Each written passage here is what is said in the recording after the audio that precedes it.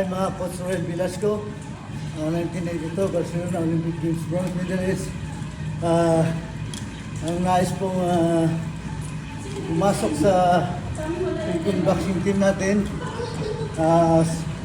kailangan lang pag mga bata pa kayo nag-aaral, hindi kayo sumali sa bansa, tapos sa Batang Pinoy, tapos sa Philippine National Games, or National Open. Kasi dyan, may mga coaches kami dyan na nag-scout. So pag napili ka dyan o pag nag-gold kayo, kung ano man ang weight na available dito sa Philippine team, automatic na makukuha kayo dito. Kung hindi man, tuloy nyo lang.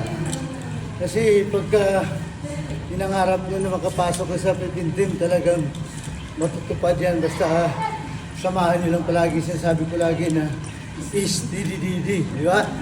Alam, mayroon tayong sipag, tiyaga, disiplina, determinasyon, at higit sa lahat, dasal.